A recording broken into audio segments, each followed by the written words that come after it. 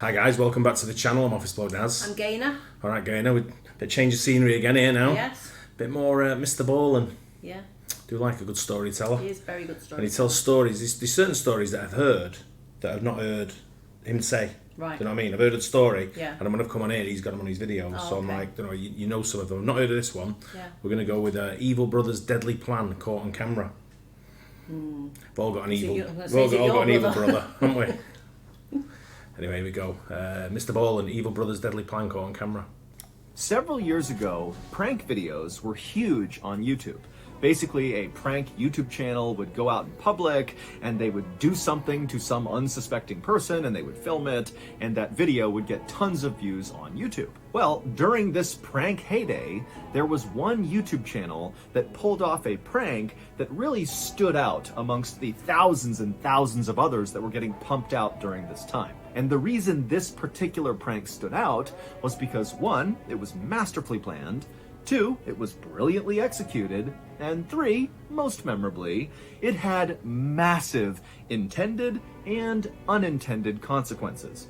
We're talking international scandal level consequences. And amazingly, this story has yet to be converted into a major motion picture, and so I would imagine that most of you have actually never heard of it. But before we get into that story, if ringing you're a any fan bells. of the strange, dark, and mysterious delivered in story format, then you've come to the right place, because that's all we do, and we upload once a week. So, if that's of interest to you, please go in to the like button cell phone and change their emergency contact to Papa John's. Also, please subscribe to our channel and turn on all notifications so you don't miss any of our weekly uploads. Okay, let's get into today's story.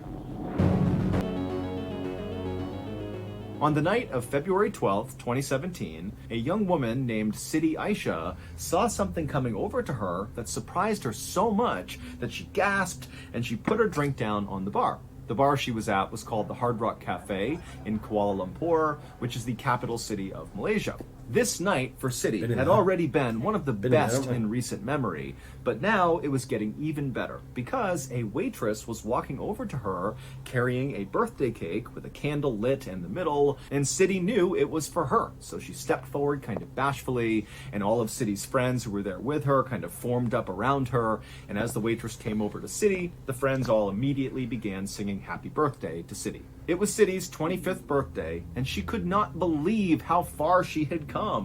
Here she was in this beautiful American-styled restaurant, surrounded by her friends, who were these big TV show producers, and tonight they were throwing a party for her, something that did not happen often in City's life to this point. After City's friends finished singing happy birthday, City leaned forward and she blew out her candle, but she didn't even make a wish before she blew it out, because to her, she felt like she had everything she had ever wanted. And so instead, as she blew that candle out, she just made a point to feel incredibly grateful for the life that she now had. Because not long ago, City's life looked very different. City had grown up in a tiny town inside of a jungle in Indonesia. She was the youngest of 3 children, and her parents were very poor farmers that barely made enough money to provide shelter and food for their kids. In fact, City's parents were so poor that they couldn't afford to send her to high school. They needed her to stay home and go to work to help support the family. City would end up getting married, and she would have a son with her husband, but her husband would divorce her and not provide any support for their kid. And so suddenly City was the single mother trying to look out for her son while also trying to provide for her parents and her other siblings. And eventually it became so difficult to find enough work to provide for all these people that City was forced to go abroad and look for work elsewhere outside of Indonesia, which meant she had to leave behind not only her parents and siblings, but also her son. Her son had to stay with her parents. City would... It's a common practice, isn't it? It's in quite a Asia? normal thing to do in Yeah. the I Philippines. wouldn't say and it's Thailand. normal, it's common. I would say it's a common practice to leave your Yeah. kids behind and go and seek work and try and support, leave them with sort of like parents of you, Yeah. you know, like grandparents, I guess. So a tough life. Yeah. would ultimately find work as a masseuse in a hotel in Malaysia called the Flamingo. Now, City really did not like this work at all, but it paid well enough and she needed the money badly enough that she decided to just keep on doing it. Sometimes City, like a lot of the other girls that she worked with at the hotel, would daydream about being discovered as a model or a singer or an actress and getting taken away from this life to a life of luxury and wealth and leisure. But City never really expected that to happen. Next to City at the bar was her producer, whose name was James. And James had his arm around her, and he suddenly flashed her his cell phone, and he kind of pointed to the screen. And City looked at it, and she saw there was a text message from someone, but it was in a language that she didn't recognize. And she asked James, what is that? And James grinned at her and said, "This is my boss telling me that you're already a superstar in Korea." And when City heard this, she was totally embarrassed, but also really excited. City had met James about a month ago in January of 2017 when City and some of her friends from the hotel had decided to go out for the night. Now, City very rarely went out. She basically worked and slept and then sent home her money to her family. The bit I'm missing here is why she got a producer. He said a producer sat next to her. But she's a masseuse in a hotel. This is what I'm saying. I'm wondering if when she came over, she was going to do so. It sounds like maybe she was singing or something like that. Well, that neck of the woods, they do produce some great singers, don't they? But it just confused me a little bit when they're saying like it's a producer, but she works in a masseuse in a hotel. But for whatever reason, she had been convinced by her friends to go out and have a good time. And so she was all dolled up, and she and her friends were standing in line to get into a bar when a very handsome man wearing a suit, James, walked up to City and said, "Have you done any acting?" And City, wearing her best clothes with her friends, she suddenly felt bold. And she told this guy, who she didn't know, that, "No, I haven't, but I'd like to try." And so James asked her if she'd come with him, and she said okay. And they went to this cafe, and they sat down, got coffees, and James explained to City who he was. And he told her he was a Japanese television producer who specialized in hidden camera prank videos. And he needed actresses to put on pretty clothes and pull pranks on unsuspecting people on camera. City had initially been very skeptical of James and this proposition, but at the same time, back then, prank videos were all the rage on YouTube, they were on mainstream TV, they were everywhere, and City knew that, but she had never thought about being in one. She just sometimes liked to watch them. But James would tell her, "This is really easy work, and you'll get paid well for it." And so City had ultimately said, "Okay, yeah, I'll do it with you." And after she said yes, her life had been a whirlwind. No longer was she a masseuse at a hotel, but instead, she was like a celebrity, flying all over the country, filming all these prank videos, and James's bosses were so pumped, they kept messaging him, telling him how amazing she was, and how every video she was doing was outperforming anything they hoped it could do.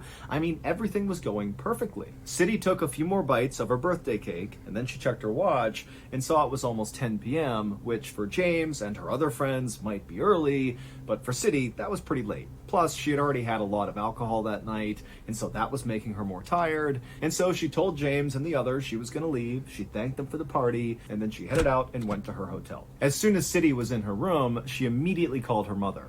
City and her mom talked all the time, sometimes multiple times a day, and this night, City just really missed her mom, and she really missed her son.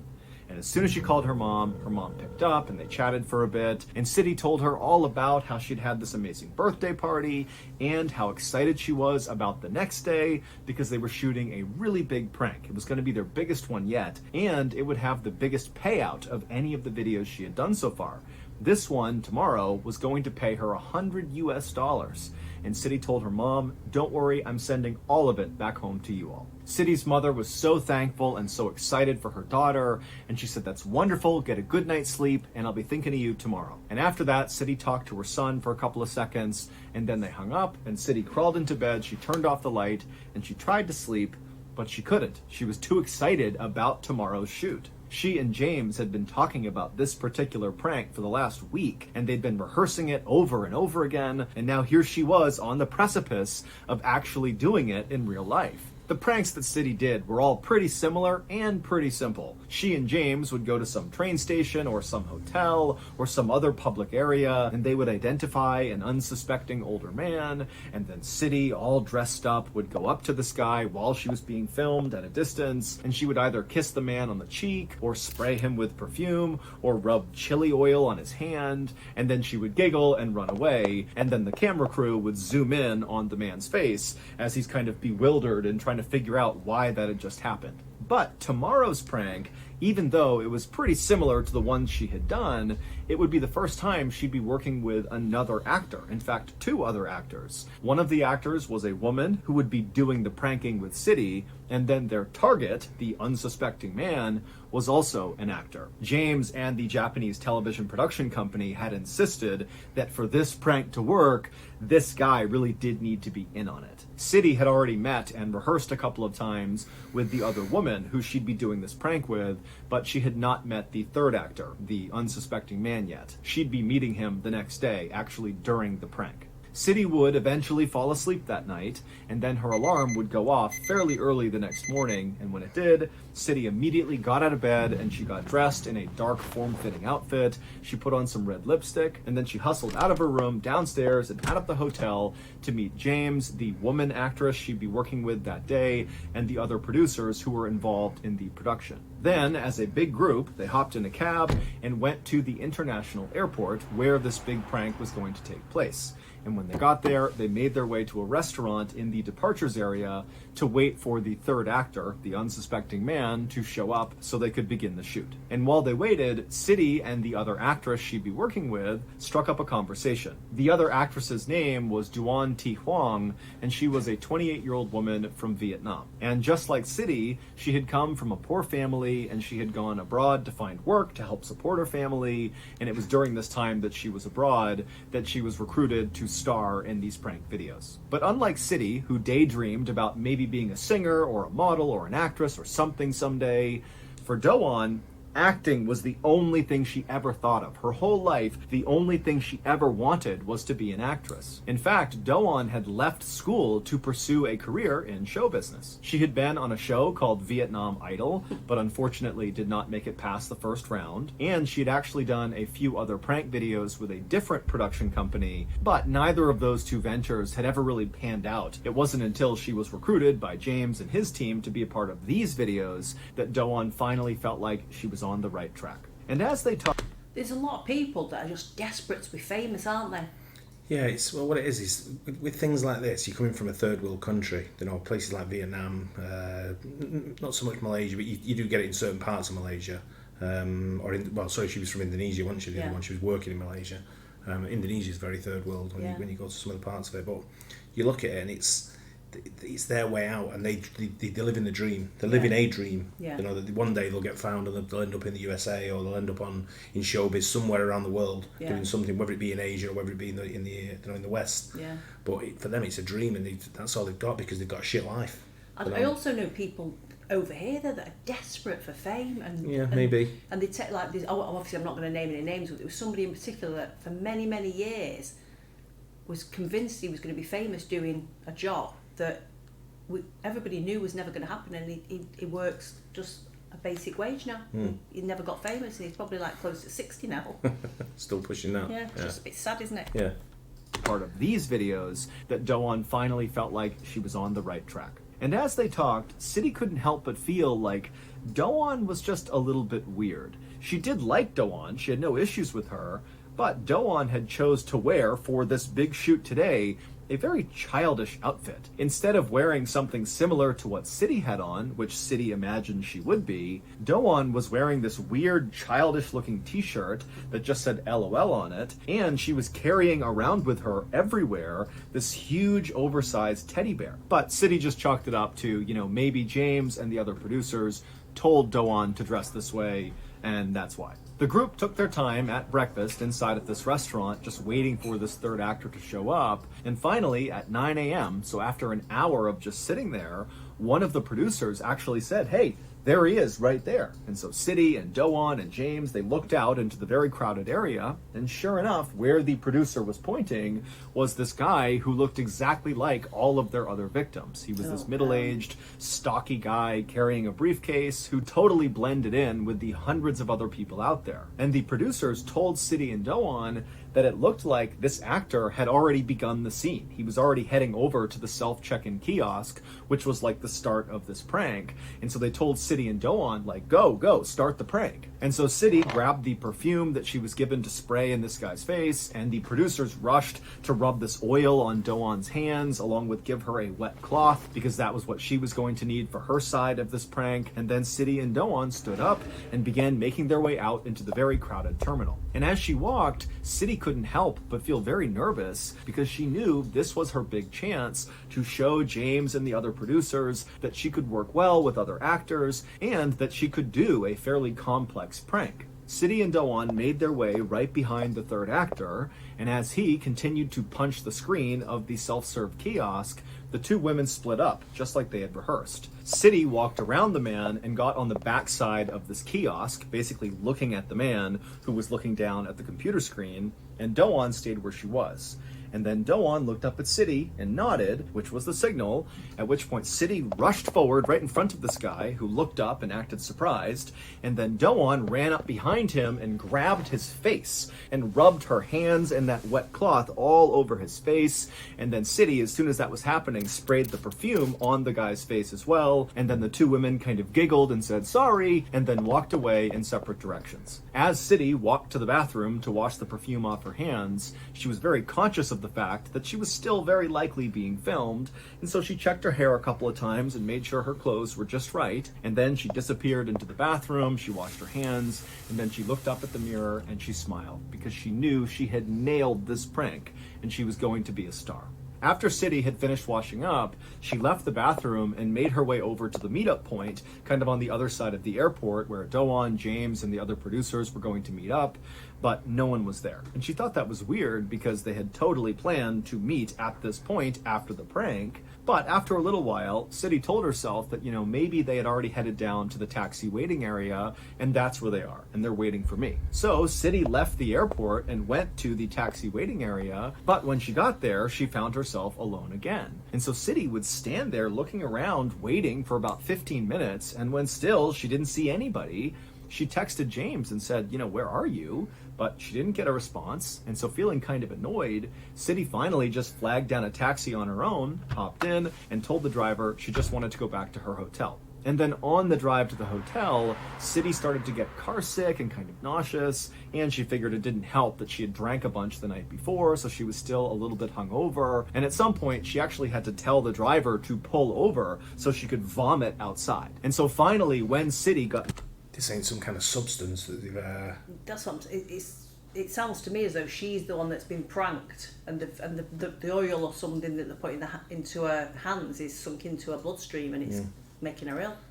Well, do you remember the guy who got sprayed, who sniffed the perfume down in... where was that cathedral area? Is it Winchester or... Canterbury. Canterbury, yeah. The Russian, the Russian spray that killed him. Yeah.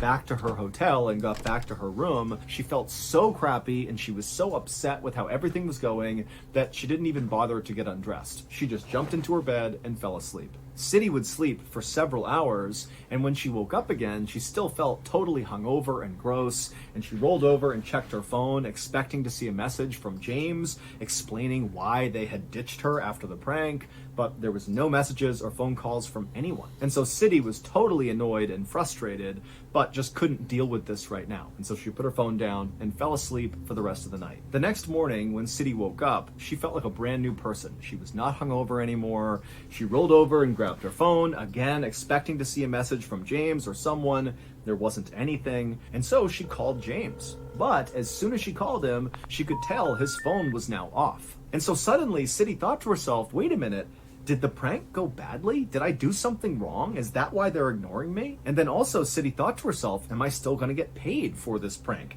I told my family I was sending them $100. All day that day, City would sit on her bed in the hotel and call and text James. but James never got back to her. And City did not have the contact info for the other actors or the other producers, and so she was just totally stuck, not really sure what to do. And she just couldn't understand it. I mean, even if it had gone really badly, if she had blown that prank for some reason, she had spent the past 4 weeks with these people, specifically James, flying all over the country with him, going to dinners with him. He had thrown her a birthday party. They had all these long conversations about life. What could she have possibly done that would warrant this kind of treatment? And so by the end of that day, when still City had heard nothing, she just felt totally heartbroken and embarrassed and decided, you know what? I'm done with those people. Tomorrow, I'm going home to my family. And sure enough, the next day, City got up, she grabbed her things, she checked out of the hotel, she headed to the airport to fly back home. But as she was going through security,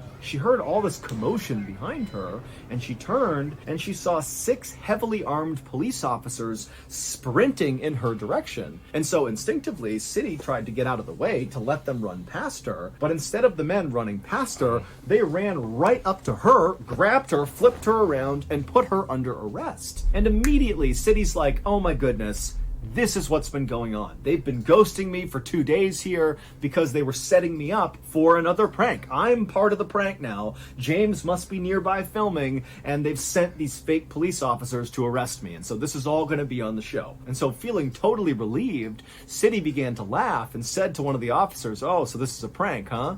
And the officer was like, no, this is real. You are under arrest. And when he told her what she was being arrested for, City nearly fainted.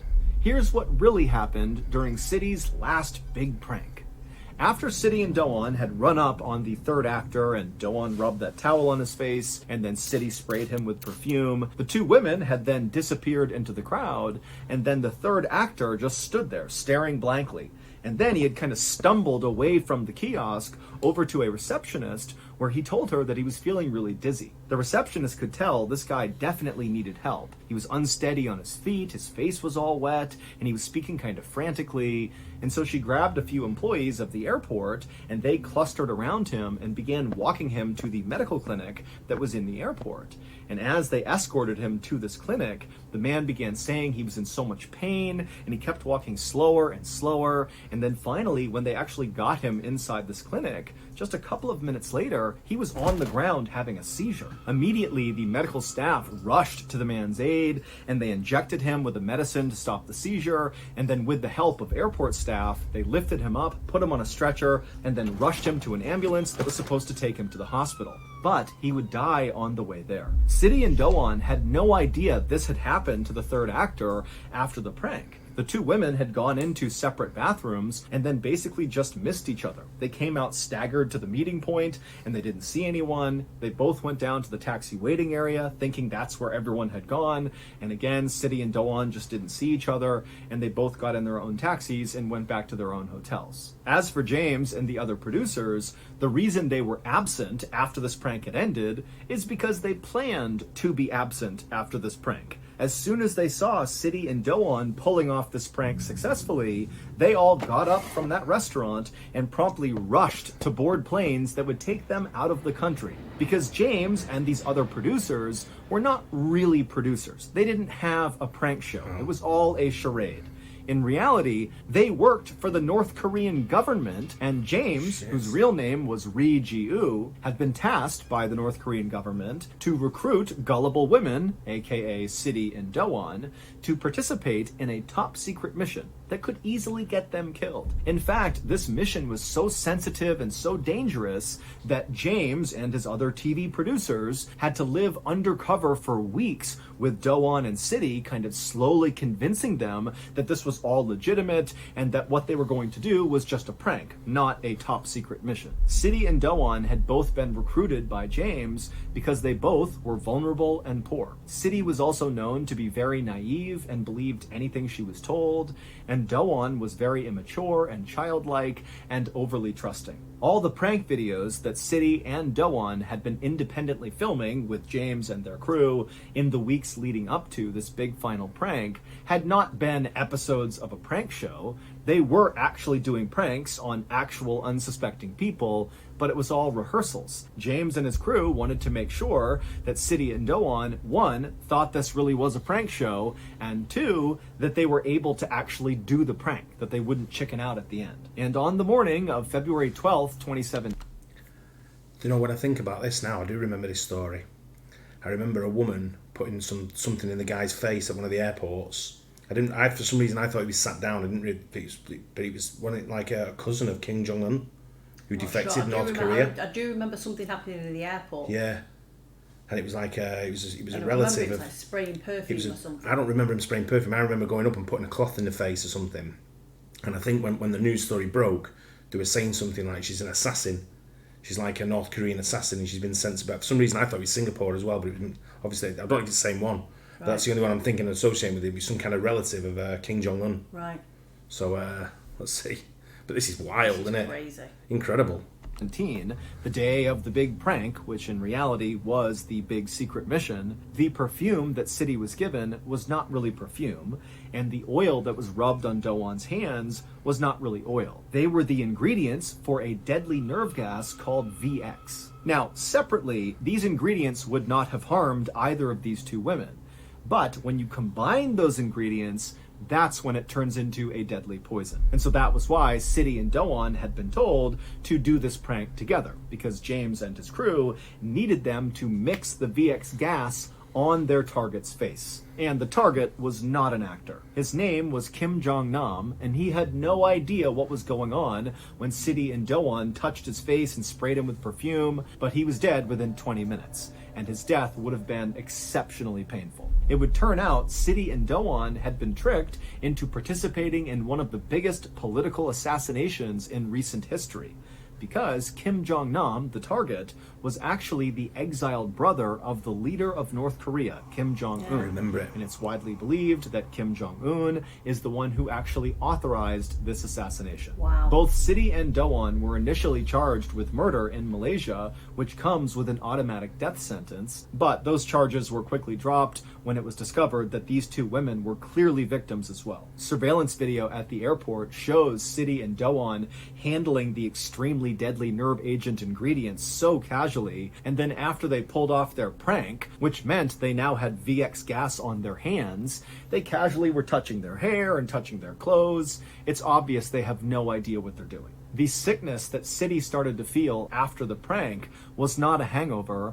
Those were symptoms of VX gas poisoning. It just wasn't enough to kill her. Neither James nor any of the other TV producers has ever been arrested, and to this day, North Korea still says they had nothing to do with this assassination. One November night in 2010, a 24-year... I'm guessing that's it, right? Yeah. That's, but that was just like... That's crazy, isn't it? When you think about it, I remember the story now. I do remember the girl, and I remember the news over here purporting to be an assassin. Yeah. So like a train, from for some reason I had Singapore in my head when it was there when that story sort of came about. But yeah, it's well executed though.